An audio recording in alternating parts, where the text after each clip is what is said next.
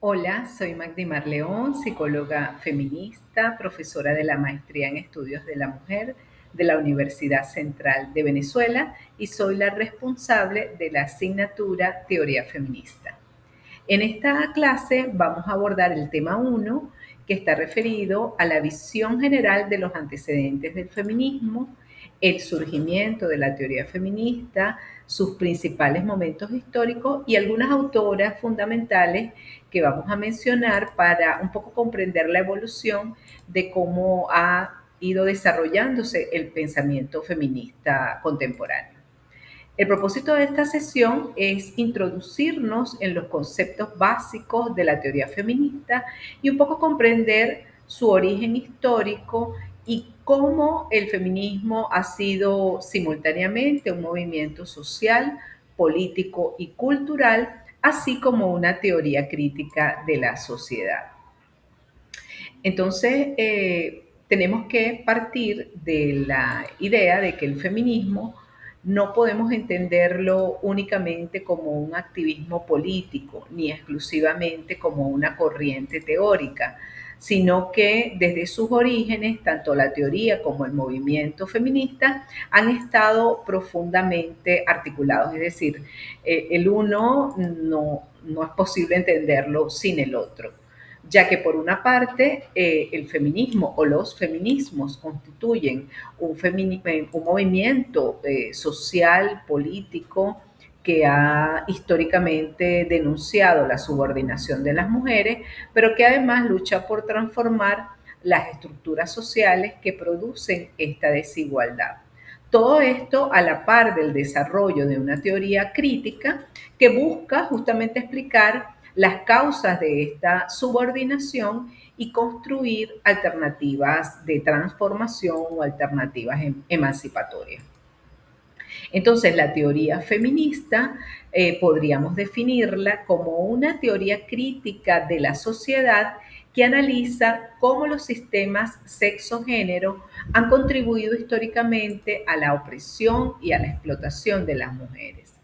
Eh, y su objetivo no es solamente describir esta desigualdad, sino también producir herramientas conceptuales y políticas para transformarla. En este sentido, la teoría feminista cumple entonces dos funciones fundamentales. En primer lugar, tendríamos la función diagnóstica explicativa que nos permitiría analizar cómo la cultura, la historia, la política, la economía, incluso las relaciones sociales, han producido desigualdades entre hombres y mujeres y pudiéramos ampliar y decir ahora entre los géneros. Y la segunda función es una función emancipatoria o una función transformadora que lo que pretende es proponer nuevas formas de organización social, de organización cultural y de organización política que estén orientadas hacia la igualdad, la justicia y la libertad. Entonces, la teoría feminista no se limita exclusivamente a describir la opresión, sino que construye propuestas para que podamos superar estas formas de discriminación, de exclusión y de violencia que afectan sobre todo a las mujeres. La teoría feminista es un paradigma crítico, crea nuevas formas de interpretar la realidad, permite visibilizar fenómenos que históricamente han permanecido ocultos o naturalizados. Un poco como nos explica Celia Amorós en su texto Hacia una crítica de la razón patriarcal, la razón ha estado concebida desde una lógica androcéntrica y desde una lógica masculina. La teoría feminista busca precisamente dar esa mirada desde la visión de las mujeres, dando cuenta de unos fenómenos que desde esa mirada androcéntrica, masculina, patriarcal, muchas veces heteronormativa, no son identificadas. Entonces, la teoría feminista ha contribuido al desarrollo de muchas categorías que hoy forman parte digamos, del lenguaje político y del lenguaje académico que han sido desarrolladas a lo largo de toda la teoría feminista. Por ejemplo, las categorías de violencia sexual, la categoría de violación sexual, estos son conceptos que han sido concebidos, comprendidos, definidos desde las teorías feministas, lo mismo que acoso sexual o abuso sexual, otros conceptos como violencia obstétrica, división sexual del trabajo, patriarcado, género, bueno, muchos otros conceptos. Por ejemplo, el concepto de violencia obstétrica, que es un concepto creado, propuesto por Marbella Camacaro, nuestra compañera feminista venezolana de la Universidad de Carabobo. Este concepto ha permitido nombrar prácticas médicas que han estado históricamente naturalizadas, pero que en realidad son prácticas que vulneran los derechos de las mujeres durante la atención del embarazo y del parto. Desde esta razón patriarcal o desde esta lógica patriarcal no estaban siendo concebidas de ese modo, pero desde el momento en que nos acercamos a conocer la experiencia de las mujeres, a hablar de cómo se viven estas situaciones, es posible generar la categoría. Y entonces la categoría, esta categoría como la categoría de género, nos ha permitido comprender muchas diferencias entre hombres y mujeres que obviamente no son naturales ni biológicas, sino que son diferencias que responden a construcciones culturales e históricas. La teoría feminista, entonces, desde su base, está cuestionando este carácter androcéntrico del conocimiento. Y por eso es que la teoría feminista de algún modo impregna las diversas áreas de conocimiento. Es decir, hablamos de teoría feminista elaborada desde el ámbito de la psicología, por ejemplo, o desde el ámbito del derecho, o desde el ámbito de la filosofía, digamos que no está circunscrita a un ámbito específico del conocimiento, sino que está, digamos, atravesando todos estos ámbitos, ¿no?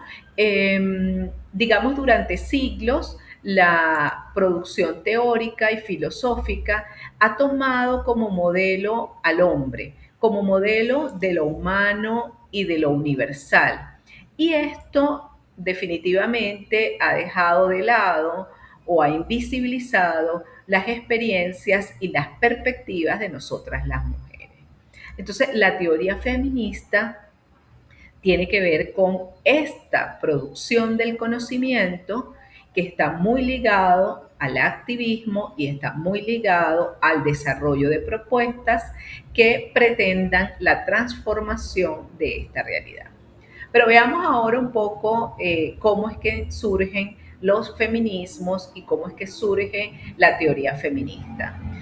Muchas autoras que han venido revisando esto del origen de los feminismos identifican que en la Edad Media es difícil hablar de movimiento feminista organizado o de teoría feminista. Sin embargo, sí existen obras que pudiéramos llamar precursoras que de algún modo denunciaban esta subordinación de las mujeres. Podemos destacar, por ejemplo, la obra de Christine de Pizan de 1405, titulada La ciudad de las damas. También se puede señalar la obra de Paulin de la Barre de 1673, titulada De la igualdad de los sexos. Estos textos, de algún modo, estaban señalando formas de discriminación hacia las mujeres. Empezaron como a mostrar esa realidad que nos afecta a nosotras de manera específica. Sin embargo, aún todavía no desarrollaban una teoría feminista sistemática. Es decir, no había un análisis de por qué eso estaba ocurriendo, una explicación, una sistematización y tampoco esta obra o esta producción no estaba articulada a ningún movimiento político organizado. Esto comienza a transformarse en el periodo de las luces, durante la Ilustración. Allí es donde se identifica el nacimiento de los feminismos modernos. La mayoría de las teóricas feministas hablan de que el periodo de la Ilustración y la Revolución Francesa en particular fue el periodo en donde se sembraron las bases para el surgimiento del feminismo como un movimiento y a la par también de la teoría feminista. Recordemos que este periodo fue un periodo histórico muy importante en la historia de la humanidad, donde se dio una transformación profunda de estos estados feudales dominados por monarquía y por el poder clerical, y empezamos a transformar las sociedades en estados modernos, en donde no había, digamos, un mandato de Dios sobre ciertas personas elegidas para gobernar, sino que en las sociedades las personas acordaríamos este contrato social que establecería las formas y los acuerdos en que nos entenderíamos en comunidad. Entonces, claro, ante este derrocamiento, para este derrocamiento de las monarquías y del clero, obviamente hubo todo un debate filosófico muy profundo. Y la Ilustración introdujo una cantidad de ideas fundamentales que de algún modo se mantienen. Conceptos como la libertad, la igualdad, la ciudadanía, la autonomía y los derechos humanos, bueno, fueron ideas que impulsaron esta crítica contra las monarquías y contra el poder clerical. Y todo esto favoreció, como ya sabemos, el surgimiento de los estados modernos. Hay unos ejes teóricos fundamentales de la Ilustración bueno, que son claves, ¿no? El primero de ellos es la emancipación. La emancipación era impulsada y promovida desde la Ilustración, ya que era considerada como sinónimo de un individuo autónomo, tanto en el orden de lo racional como en el terreno de lo político. Entonces se impulsaba esta autonomía y esta liberación de estas fuerzas opresoras. No en balde, en este periodo impulsó los grandes procesos independentistas en las Américas, por ejemplo, el proceso de independencia de los Estados Unidos, y de nuestro lado el proceso de independencia de Venezuela, que además arropó buena parte de América del Sur. ¿Por qué? Porque lo que se impulsaba era justamente a derrocar esas formas de dominación. Entonces, de allí nacen estas ideas y de ahí se impulsan estas lógicas de emancipación. El otro concepto clave para este periodo es el concepto de ciudadanía. Ser ciudadano significaba reconocimiento por parte del Estado de derechos civiles y políticos, y la presencia efectiva en el Estado público y la participación plena en este espacio público a través del ejercicio de los derechos políticos, básicamente el derecho al voto. Entonces, en este proceso convulso de la Revolución Francesa y en este surgimiento de los nuevos estados modernos, estos procesos de desarrollo de nuevas constituciones, bueno, las constituciones de esos momentos dieron unos debates muy importantes y empezó a constituirse, bueno, la lógica del derecho a elegir y el derecho a votar. El otro elemento importantísimo estaba vinculado a la educación. Y, eh, y para ese momento la educación constituía uno de los principales temas de debate.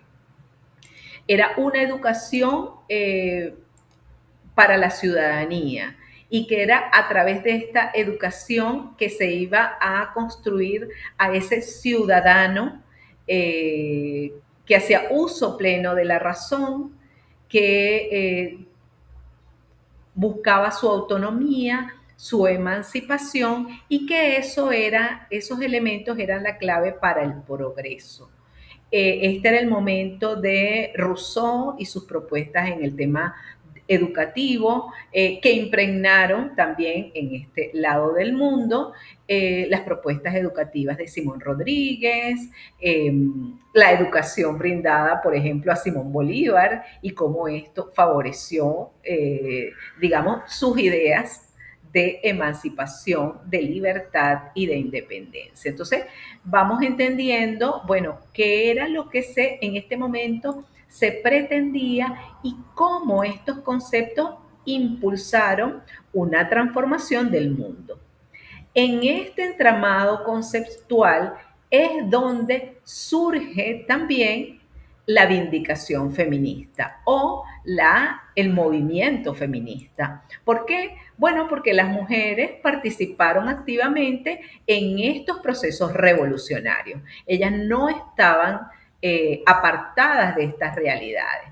Sin embargo, aunque estos ideales ilustrados proclamaban esta igualdad universal, se hablaba de que esto era para todas las personas, bueno, en la práctica esto en realidad no ocurrió así, como todavía hoy en día pudiéramos decir que todavía esto no tiene, estas libertades no son plenas, estas garantías de derechos no son plenas, y en ese momento la verdad es que las mujeres quedamos excluidas de esta ciudadanía plena. Esto fue reservado solamente para los hombres y para algunos hombres.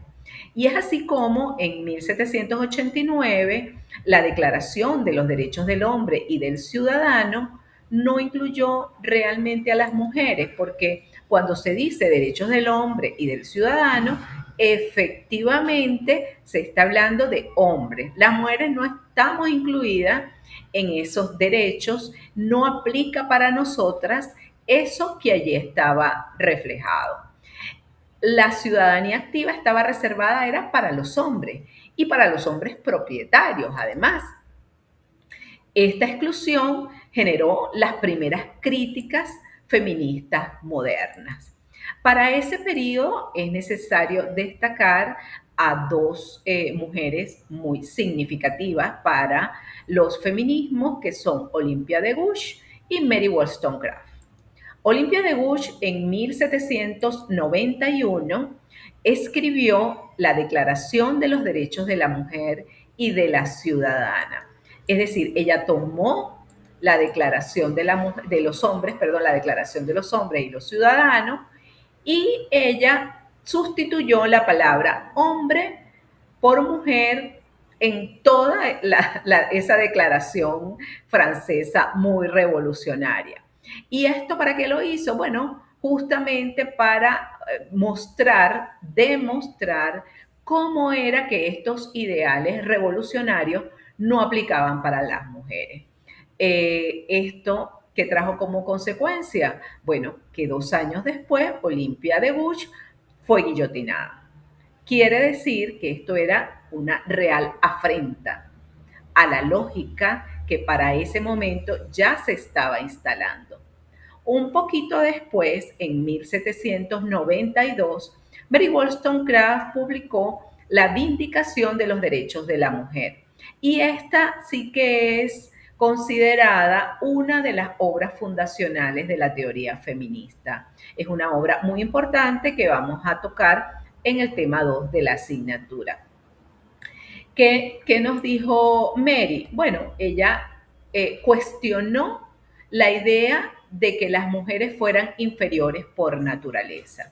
Digamos que en ese momento, cuando se están discutiendo los estados modernos y se está definiendo estos contratos sociales, si ya las leyes divinas no eran las que utilizaríamos para desarrollar este nuevo orden social, teníamos que echar mano, digamos, dijeron estos señores que estaban sentados organizando la sociedad, dijeron, bueno, si no son las leyes divinas, debemos tomar las leyes de la naturaleza como referentes. Y a partir de estas supuestas leyes de la naturaleza, se concibió que las mujeres éramos inferiores por naturaleza, porque nuestra naturaleza estaba como más sujeta a lo biológico, estas ideas de que estábamos más tomadas por las emociones, por nuestra condición física, por tener un útero y tener la posibilidad de reproducir y dar hijos e hijas. Entonces, que esto nos daba una condición distinta que era de inferioridad y que esta misma condición no nos daba, digamos, o no, para nosotras no estaba dada el uso completo de la razón, ¿sí? Entonces, ¿qué dice Mary Wollstonecraft? Dice, bueno, esto no es así. Las mujeres también tenemos derecho a la educación, no somos inferiores a los hombres, somos parte de la humanidad y por tanto tendríamos que tener la igualdad de derechos, igualdad de ciudadanía, igualdad en autonomía. Entonces ella criticó especialmente estas teorías biologicistas que sostenían que las mujeres éramos incapaces de desarrollar plenamente la razón. Y aquí podemos decir que es con estas autoras que nace el feminismo ilustrado, ¿sí? Porque ya ellas vienen a debatir conceptualmente, con argumentos, con propuestas, con el uso de la razón que tanto se impulsó en la ilustración, ellas vienen a decir, no, esto no es así como ustedes lo están señalando, ¿ok? Entonces, estos grandes ejes de la ilustración fueron también apropiados críticamente por las mujeres. Entonces, si decíamos que la emancipación es un principio para todas las personas y que, bueno, los sujetos tendrían que liberarse de las opresiones, justamente entonces las mujeres empezaron a hablar de las opresiones que estaban dirigidas a nosotras de manera específica. Si la ciudadanía, la noción de ciudadanía y de participación política era clave para la consecución de los estados modernos, bueno, las mujeres comenzaron a denunciar que nuestra ciudadanía quedó negada, que nuestra ciudadanía no fue reconocida. Y en tercer lugar, si la educación era la herramienta para formar sujetos racionales y autónomos, entonces la educación también tendría que ser algo que nos beneficiara a las mujeres. Entonces las mujeres comenzaron a exigir que estos principios también nos fueran reconocidos. Entonces, podemos ver que allí, en este fue un surgimiento un poco inesperado. Creo que es Celia Morós la que señala que el feminismo es el hijo no deseado de la ilustración porque pues no se esperaron que las mujeres se apropiaran de estos mismos conceptos, de estas mismas consignas, de estas mismas lógicas para aplicarlos a nuestra realidad. ¿Ok? A partir de este feminismo ilustrado, se derivan posteriormente, en principio, dos grandes líneas que se fueron desarrollando tanto durante el siglo XIX como a principios del siglo XX. Y estas dos grandes líneas, pues a grandes rasgos, podríamos decir, bueno, que fue el feminismo liberal y el feminismo socialista, ¿ok? El feminismo liberal se centró en unas líneas específicas. Trabajaron el derecho al voto, el derecho a la educación, la ciudadanía, la igualdad jurídica y la participación política. En esta línea o en esta rama de los feminismos, las sufragistas constituyeron uno de los movimientos más importantes de esa etapa. Digamos que el sufragio, el derecho al voto, era clave para conquistar otros derechos. Ellas decían algo así como que, bueno, es necesario poder votar para así votar por las leyes que nos favorezcan a las mujeres, ¿ok? Y bueno, y ya bastante trabajo a nivel mundial tuvieron estas compañeras feministas para lograr este derecho. Y vamos a tener uno de los temas también, vamos a abordar un poco esta dinámica de este feminismo liberal. El feminismo socialista, por otro lado, tuvo un desarrollo muy interesante en el que vinculaba la opresión de las mujeres, que compartía con las liberales, pero vinculó esta opresión con las estructuras económicas y con el capitalismo. Aquí también tenemos unas representantes muy destacadas. Vamos a revisar a Flora Tristán, a Clara Zetkin y a Alexandra Kollontai, para mencionar algunas. Y estas autoras, ya aquí ellas se refirieron a otras cosas: las condiciones laborales de las mujeres, la explotación económica, la doble jornada laboral, la maternidad, el trabajo doméstico y la necesidad de socializar los cuidados, temas que todavía tenemos sobre el debate. Ellas también comenzaron a discutir temas vinculados a la sexualidad, al matrimonio y a las relaciones familiares. También hay que reconocer la participación de algunos socialistas utópicos que hicieron aportes o hicieron críticas a la familia patriarcal. Aquí podemos señalar autores como Saint-Simon, Fourier y Owen, quienes realizaron críticas importantes a la opresión o a la organización patriarcal. Bueno, no se usaba este término para ese momento, ese término de organización patriarcal y de patriarcado vino muchos años después, pero de algún modo estos autores también estaban denunciando, digamos, esta forma de organización que discriminaba a las mujeres. Y es muy interesante cómo Charles Fourier, socialista utópico, señaló que el grado de emancipación de las mujeres constituye la medida natural de la emancipación general de una sociedad. Y cuando uno escucha esto de hace unos cuantos siglos atrás, la verdad es que le resuena mucho esto de los objetivos de desarrollo sostenible cuando se habla de que la igualdad de género es una condición necesaria para el desarrollo y la sostenibilidad. Bueno, fíjense ya desde cuándo estos conceptos se venían manejando, ¿no? Entonces estos autores denunciaron la hipocresía de la moral burguesa, las desigualdades dentro de la familia y la subordinación femenina en el matrimonio. Esta idea de que, bueno, la mujer está oprimida, incluso la proletaria está oprimida dentro de su grupo familiar por su compañero, por su esposo, ¿no? Entonces, como la más oprimida de todas. Además, las socialistas cuestionaron todo esto de la división sexual del trabajo.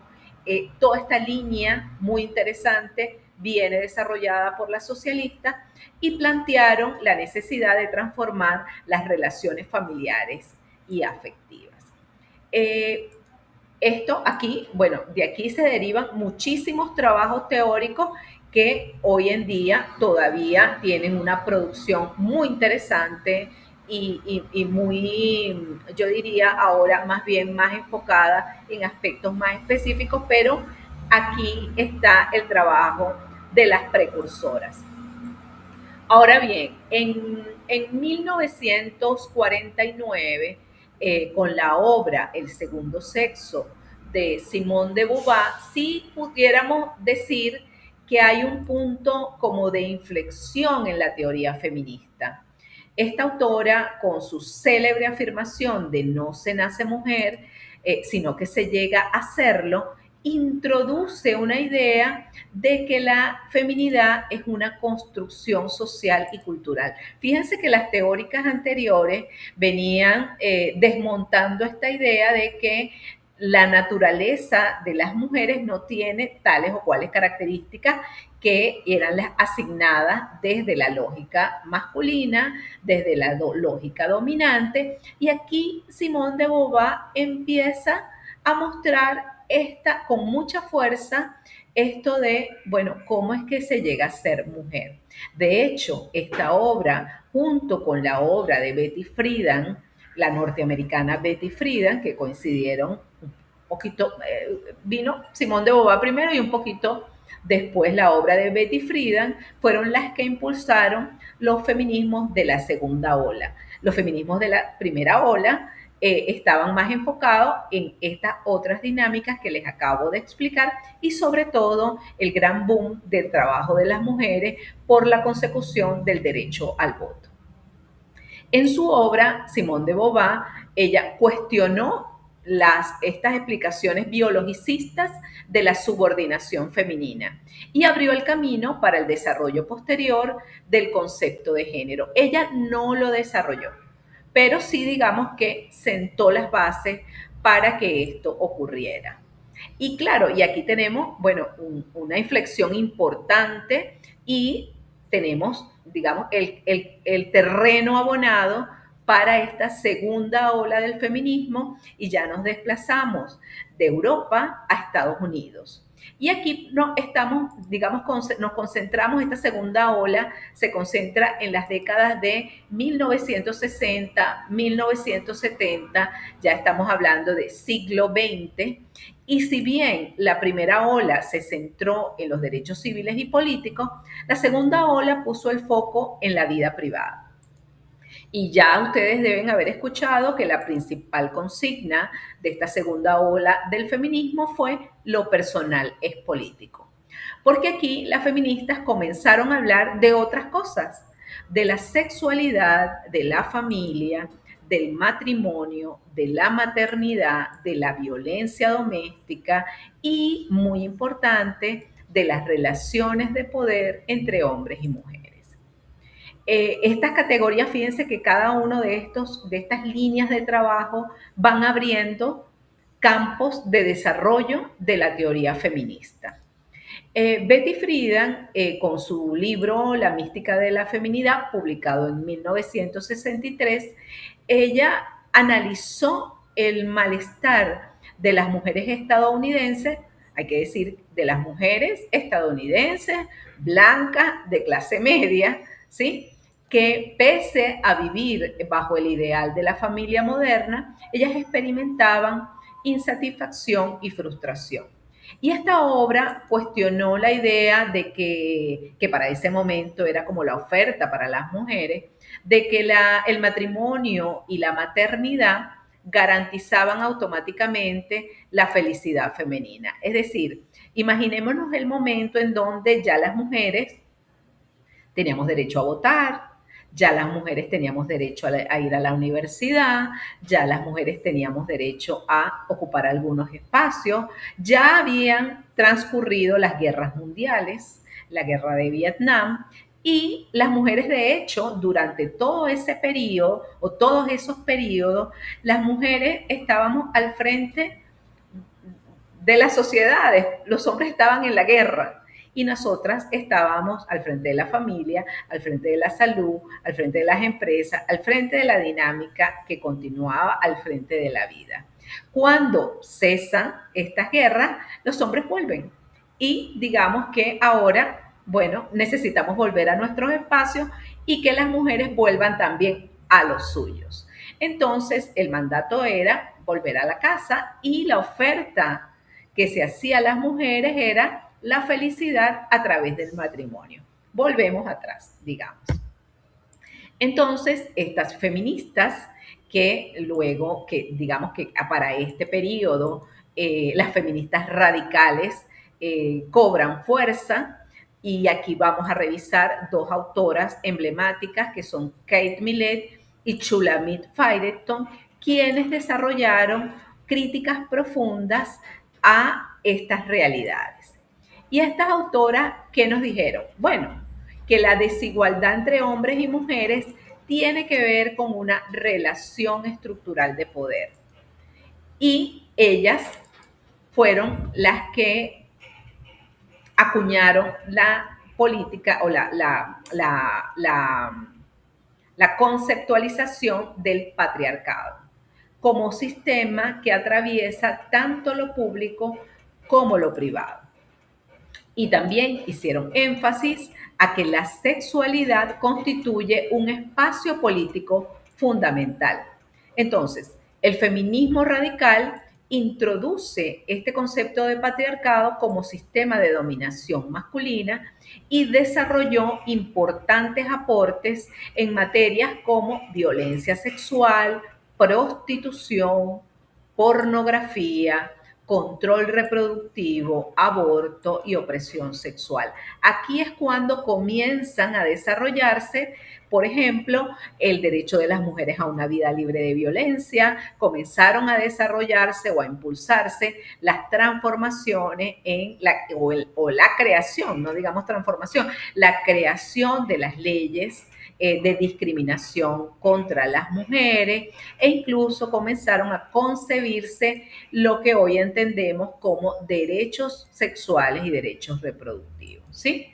Entonces, ya aquí a este nivel, digamos, de desarrollo, la teoría feminista ya logró consolidar ciertos conceptos y aquí como que empezó como a distinguir lo que es sexo y lo que es género, que hasta el momento todas las autoras anteriores siempre hablaron de sexo. De hecho, la obra de Shulamit Firestone es La dialéctica del sexo.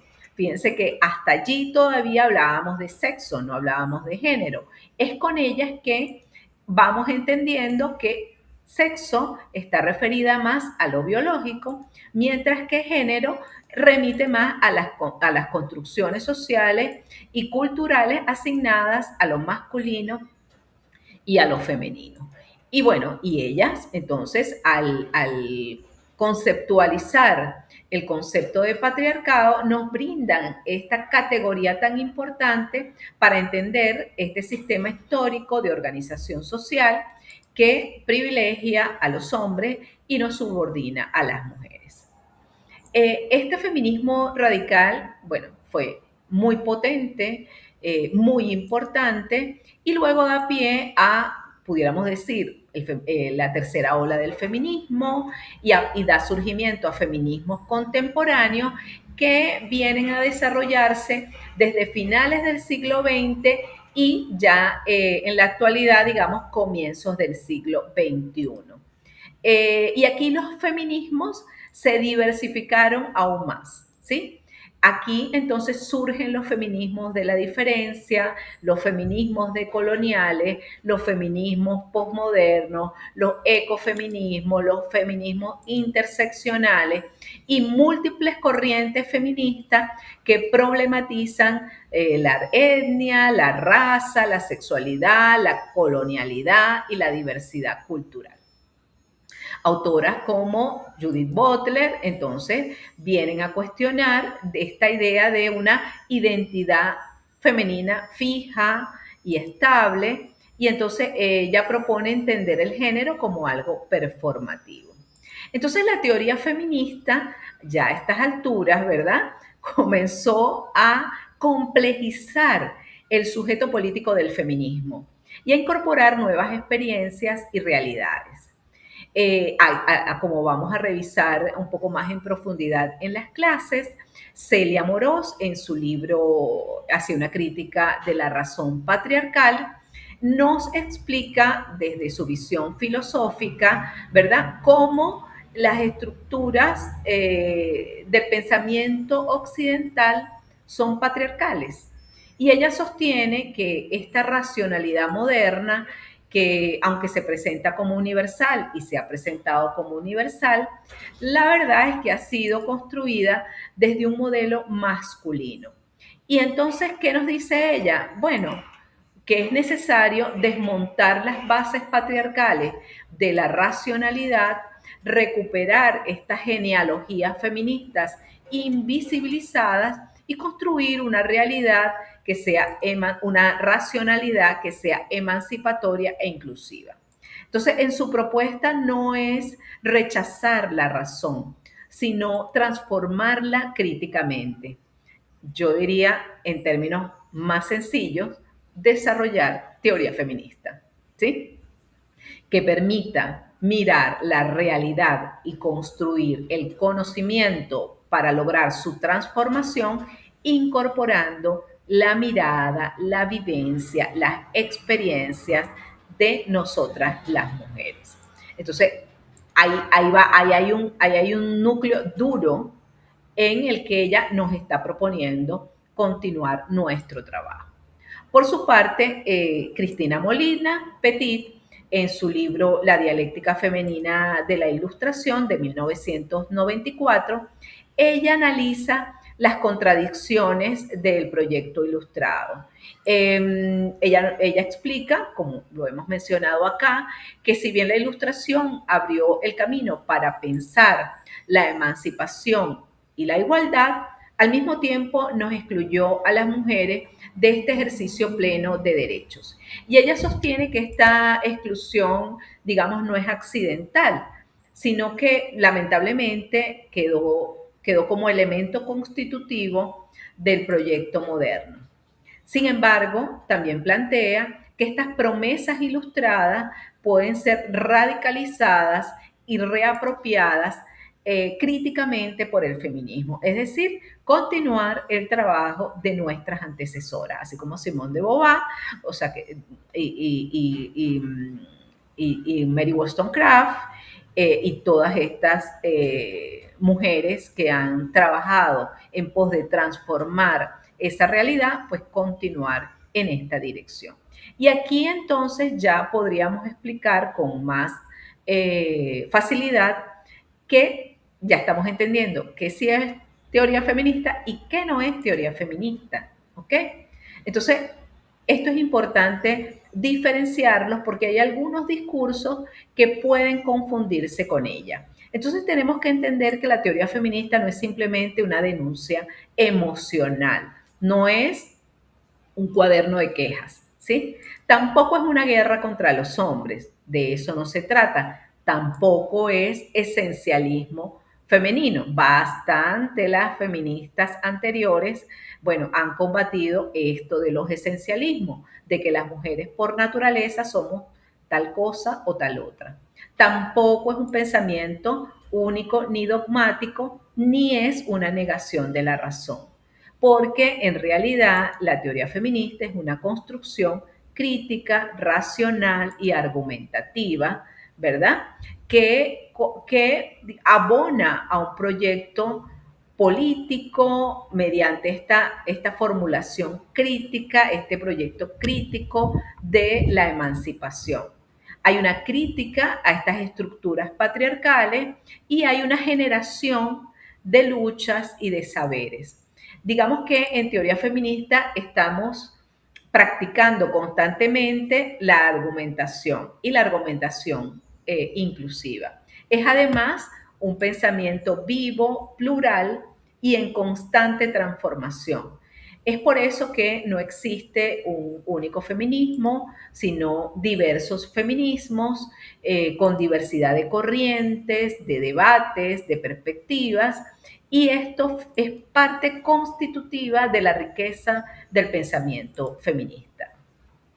Entonces, ya un poco como para cerrar, eh, la teoría feminista nace de una profunda crítica a estas exclusiones históricas producidas por las sociedades patriarcales.